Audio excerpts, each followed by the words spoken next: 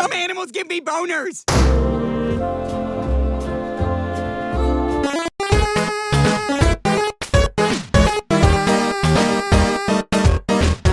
If we're being honest, we're pretty spoiled with how much content there is to enjoy on all sorts of platforms on TV and the web that we become more and more incapable of enjoying the good content in front of us. Hi, I'm Cosmo, host of relatively famous YouTube channel Cosmodore, and a little while ago I made the bold claim that 2018 was a great year for cartoons and animation in general. Well, allow me to tell you, there was in fact a false statement that has since been revoked by me realizing that this was also the year that saw the release of Boss Baby Back in Business Season 2. So now here are 10 examples of bad cartoon episodes that came out last year, which proved that really things can only get better from here. The only rule is it can only be one episode per series, and I also tried avoiding talking about episodes I already covered in the past, just to keep things interesting and my mind from deteriorating even further from talking about the lowest of lows last year had to offer. Happy New Year, everyone!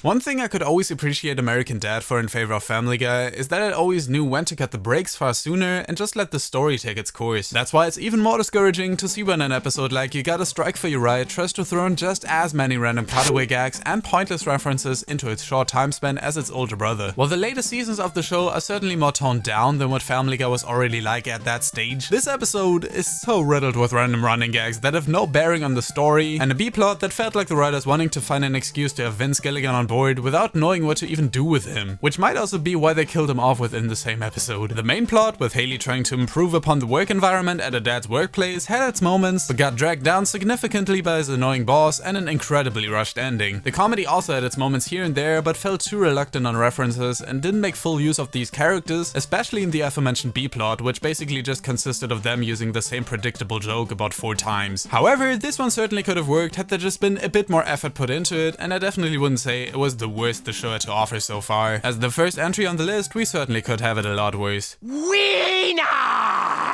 One of the most common complaints about Star vs. the Forces of Evil in its later seasons is that it feels like the writers had no sense of direction for where the show would be headed, which causes much of the drama to get pushed to the wayside in favor of awkward character interactions and sometimes downright desperate attempts to move the story along. Marco Jr. from the latest season proves that the show can be terrible at telling stories even when it's just a mere filler episode. As someone who is constantly trying to defend the show for its flaws in writing and overarching storytelling, I found myself having a hard time seeing this episode as anything more than shock humor for the sake of shock humor, without any real reason for it to have the tone it has after the already pretty big disappointment that was Is Another Mystery. Marco's mom suddenly having another baby that is already at this stage in development without Marco having found out about it is weird enough as is, but them deciding to get the baby a painting of his face seems downright narcissistic if you ask me. But it's mostly this unnecessarily grumpy and incompetent painter that drags this already pretty unfunny episode down to being an annoying and at times even creepy one. While the reference to Oscar Wilde's Dorian Gray wasn't completely lost on me, I still need to wonder what it has to do with a show such as Star Vs. when there's really more important things for these characters to worry about, such as maniacs with diapers on the head running around the neighborhood.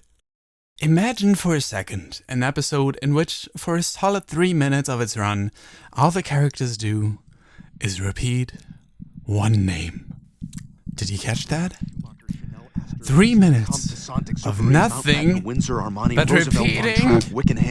one name. Alright, I get it. Family Guy's on its last limb. Seth MacFarlane doesn't care. He wants that show gone. It's all downhill from here. I really shouldn't expect anything. And it also doesn't come as a surprise or anything. But come on, a show that still regularly racks in hundreds of thousands of viewers with each new episode gotta at least try a little, right? Well, the premise for this one isn't too detached from Family Guy premises of the past, and there is a certain level of surprise to finding out Quagmire was behind all this all along. It gets immediately destroyed when, spoiler, it turns out the Harris was actually Meg all along, which makes absolutely zero sense and legit makes me want to cry. The B-plot of Herbert thinking that Peter is actually Chris's sibling got old super quickly. The song was painful to listen to. Many of the jokes that could have been above average got dragged down by the bad pacing on this one, and it overall just tried to do too much at once, whilst apparently also needing to pad out time with by far the worst running gag on the show. I just want this show to be over, just end its misery. Talking about the Powerpuff Girls reboot these days sort of feels like beating a dead horse, but as someone who still had faith the show might get better at some point, it's disappointing to see that the lowest points seem to still be ahead of us. Case in point, Debonair, an episode that proves that even on its third year in, the show is still not confident enough in the characters it already has, and feels the need to introduce new ones that have just as little impact on these stubborn shells of their former selves. Ray Griffin as Debonair is a character that coincidentally appears right on the scene of the girls fighting off another bad guy, to convince the professor that the three should go against anything the original series stood for and be more ladylike. According to her, their rescue operations and all the heroic actions over the years were mere cries for help and void of any substance, seeing as how they didn't look cute while doing so. And here I thought that was what PPPG was for. Needless to say, this character felt as shoehorned in and unnecessary as all the other new villains on the reboot, and her transformation toward the end of the episode is proof that the show apparently not only doesn't feel confident in the new characters, but tries to kill them off as soon as they step on the scene. For a show as driven by meta humor, topical issues of somewhat consistent relevance, and every possible layer of irony, it can now sometimes even feel weird for Gumball to touch about something as insignificant as not being able to understand the new kid in class. And yet this aptly titled episode at first glance seems to be nothing but that for a solid 11 minutes, until it decides to pull a complete 180 and suddenly turn into a bank heist story that Gumball and Darwin just so happen to be involved in, which they are just as confused with as I was watching it. The sort of basic premise and kinda lame jokes that result at first aside, it feels as though there was just no thought put into how well these two storylines would flow into each other, and rather gives off the impression that someone desperately tried to give two side characters a backstory when they really should have stayed in the background. The libertarian views on Elmore, the government, and the impact Gumball and Darwin have on his son are so on the nose and delivered without any of the clever commentary Gumball is known for, whilst most of the second half of the episode consists of a wild car chase that is no more flash than substance. I wish I could tell you why I found this episode so disappointing when there was nothing to signal it would be any more interesting than your average Gumball episode, but this close to the show's eventual final episode, the writers usually still find relevant topics to talk about, and this one sticks out for being plain boring, which sometimes is the worst insult you can give.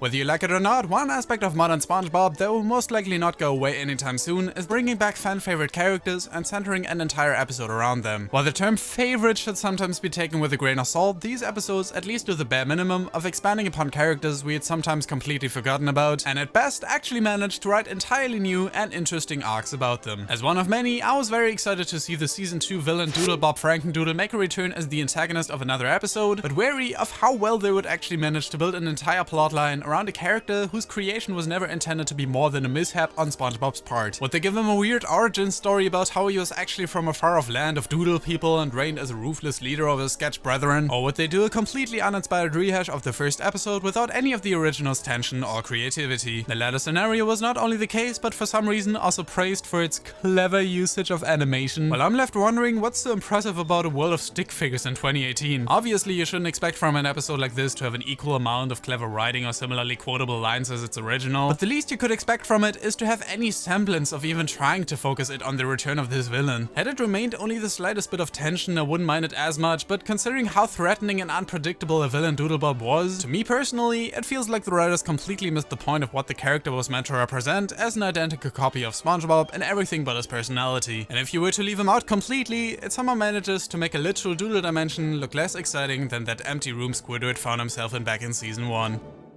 What do you get when you try and forcefully combine a lifeless version of Krusty Gets Cancelled with the equally awful episode Wandering Juvie? While those might not be the only two episodes whose beats this one seems to try and hit on, Fears of a Clown is an excellent display of why the latest seasons of The Simpsons is the show's worst one yet. Just like the one before that, and the one before that. And basically everything after a totally fun thing Bart will never do again, which I still think is fairly underrated. Fears of a Clown, however, not only lacks any form of direction or natural flow in its storytelling, but also heavily relies on tight cliches the show would be above even in many of the episodes from season 29 I've watched. Krusty's show being cancelled for a dumb reason has been done much better in multiple past episodes, and his efforts to try and kickstart a career as a serious actor left me feeling more depressed and disappointed in this character than I could ever hope to be restored to normal when that cheap excuse for an ending rolled around. Bart's B-plot of having to prove to Marge that he is done with pranking for good, only to then start another one just a minute afterward, somehow manages to be simultaneously predictable and unexpected, because you would really think a side plot that takes such a prominent role in an episode it has no business being in would at least get some sort of resolution. Instead, we are left with Marge having lost faith in her son for the 450th time, and me wondering if there was some part cut out of the ending that would make sense of all this, but considering they couldn't even get Krusty's natural skin color right, I wouldn't bet on it. Motherhood sucks. As clever, unpredictable, and charming the Easter eggs, video game references, and other nuts to pop culture in OKKO may be, I was most excited to see some actual progression in its plot and further fleshing out of its characters. So the genie decided to instead deliver us an episode entirely reliant on one video game reference that doesn't fit in this universe whatsoever, and focus it on an unlikable one-off villain entirely unrelated to any of the episodes surrounding it. As a casual fan of the visual novel / eternally simulation hybrid franchise Phoenix Wright, I would normally welcome an episode clearly inspired by it and other TV code shows such as Judge Judy, but as the first episode after the action-packed Point Prep arc, this one felt less like the heroic and cute comedy we have come to expect, and more like a beat-by-beat retelling of a scrapped Phoenix Wright case that KO and his friends just so happen to be a part of. While the term filler may not be entirely accurate for an episodic show like this, it is fitting, especially in the sense that none of the characters go out of this one having learned anything, and the bodega could have been switched out with any other setting since other series regulars like Mr. Gar are nowhere to be seen. The only other character we do know of is Wally the White, which in a previous episode turned Enid into stone, but suddenly doesn't seem to have any malicious intents. The Genie Citrus Twisty is a very obvious twist on the wish cliche we have seen done better on Mighty Magisword, SpongeBob Shanghai, and the Fairly Odd Parents, and only goes to show how insignificant this episode really is when Red doesn't even end up being turned back in the end, and my only wish was for the following episode to be returned to form. Now before you crucify me for putting an episode of Teen Titans Go on the list, let me remind you that I have in fact only talked about the show on this channel once, and it wasn't even in a negative light. So for the remaining few people that still weren't convinced by the movie that the show can in fact actually be entertaining, just keep in mind that I was there with it from the start, and never found many episodes of the series to be as insufferable as any Teen Titans Go rant video made them out to be. With that being said, the Groover from season 5 is a complete and utter disaster, starting already with the fact that all this episode is potty humor, which I think much of even their own audience has grown out of at this point, which might be an explanation for Total Dramarama's sudden claim to success. Having the characters carry around what can only be described as a poop suitcase would be disgusting enough, but is topped off with a sudden change of scenery that comes completely out of nowhere and is met with a negative reception by the other characters that is unlike many of their usual personality traits. The show may have never been too lenient with the way these interact with each other, but somehow still managed to string it along nicely and not have every last second be a cutaway gag, which is literally all this episode is. The funny part is that alongside being an ideal case study for the poop joke heavy joke structure the show used to often fall back on, it also tries to be an educational one alongside it, rushing its impressionable viewers through mountainsides and trying to explain its compounds within seconds and immediately cutting away from it to show more poop puns. While I realize I've just spent about a minute of my life dissecting a random episode of Teen Titans Go, and there's probably worse offenders of the tropes I've mentioned on the show, because if the movie is any indication, it's that the show would be capable of so much more than a portable poop suitcase.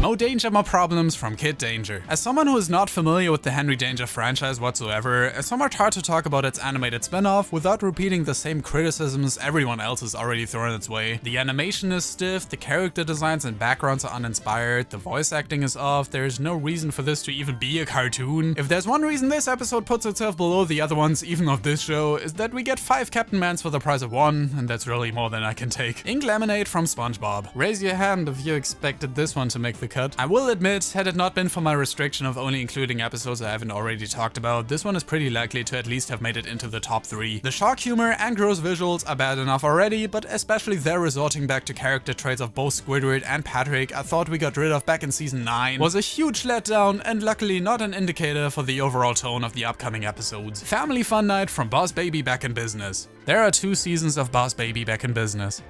just in case you forgot. Pipe Dreams from the Loud House. I covered my thoughts on this one in great length already, and after a more thorough rewatch, I gotta admit that it's not quite as bad as I once thought. It may be boring, unfunny, and somewhat disrespectful towards its own characters, but at least it wasn't riddled with as much filler, and by no means the worst of the show so far. No, I think I have an episode that might take that spot.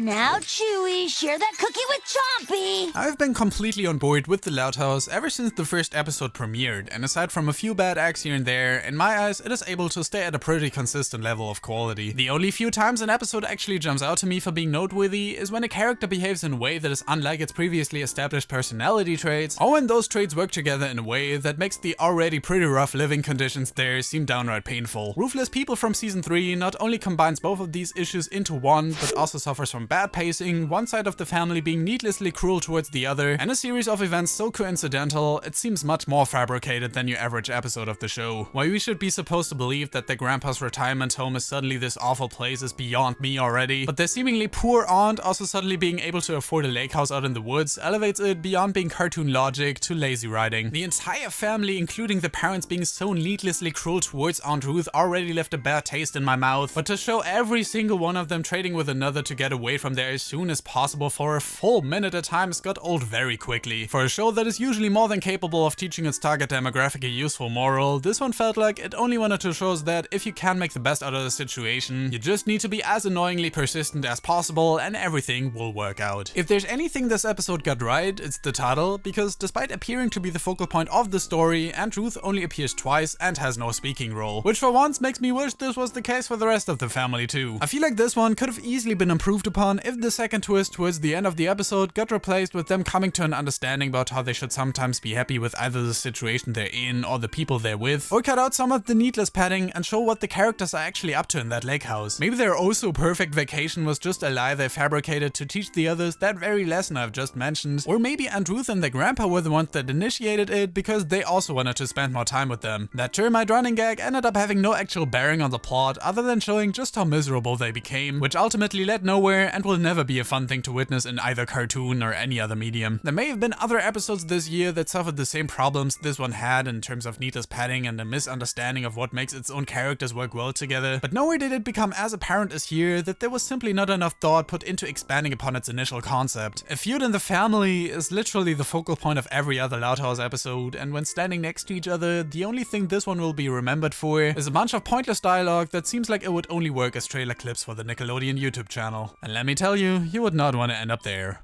I love you!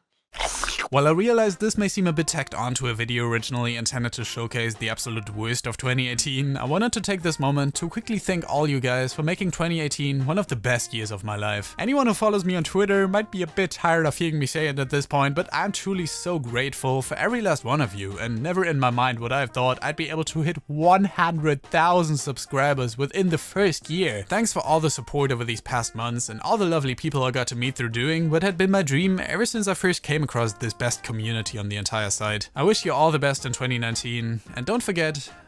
there are 2 seasons of Boss Baby back in business.